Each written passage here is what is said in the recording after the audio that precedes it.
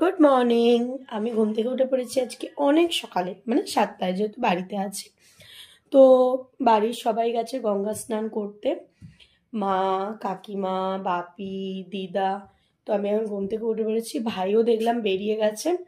So আমার এখন এটা সেকেন্ড টাইম ঘুম থেকে উঠলাম। এবার হয়েছে কিনা আমার খিদে পাচ্ছে, আমি কি খাবো? মা বলেছিল কালকে ফুলকপির তরকারি করেছিল, তো সেই ফুলকপির তরকারিটা আছে। আমি এখন যাচ্ছি সেই ফুলকপির তরকারি দিয়ে মুড়ি মাখবো, মেখে মুড়ি খাবো। আর পাশের বাড়ির যে দাদা আছে, ভুটানদাকে বলছিলাম বাজারে গেলে আমার জন্য একটুখানি তেলে ভাজা নিয়ে আসতে, কারণ রবিবার একটু তেলে ভাজা ছাড়া আমার ভালো লাগে না। ফ্রিজে ছিল, বার করে তো রেখেছি, দেখা যাক ঠান্ডাটা কেটেছে কিনা। বন্ধ হয়ে যাবে তো।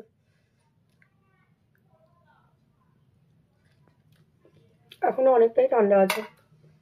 আমার যেহেতু জ্বর, সর্দি, কাশি সর্বস্ব একসাথে হয়েছে, চিবিয়ে কোনো জিনিস আমি খেতে পাচ্ছি না, ঠিক আছে?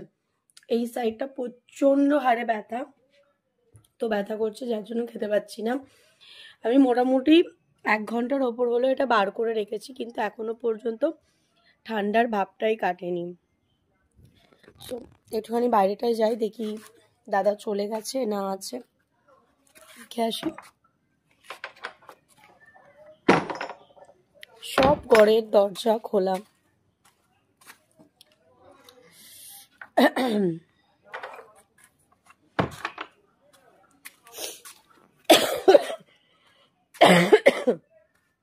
এই দরজাটাও দিই। ও, পয়সা নিতেই তো ভুলে গেলাম। 20 টাকা নিয়ে যাই, যেখানে যাবে যাই না কত করে চপ, তবে হাটে তো 5 টাকা করেই নেয় চপ, যতদূর আমি জানি। 2টো চপ আর 2টো আলুরি আনতে বলবো। যেহেতু গঙ্গা স্নান করতে গেছে, মায়েরা তো অবশ্যই কিছু খেয়েই আসবে, যতদূর আমি জানি, কারণ গঙ্গা স্নান করতে গেলে কিছু না কিছু খেয়ে আসতে হয়। দেখা যাক কি হয়। সব কটা দরজা বেরিয়ে দিলাম। কাকার ছেলে জানি না ঘুম থেকে উঠেছে কিনা, কারণ একটা গাড়ি দেখতে পাচ্ছি, কে এসছে জানি না। তোর বাবা কি বাজারে চলে গেছে? বাজারে যাবে? কখন ফিরবে বাজার থেকে? কটা বাজে এখন? 9:30।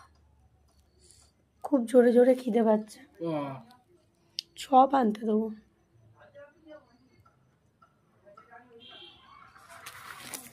এই যে ভোদরের মতন বসে খাচ্ছে।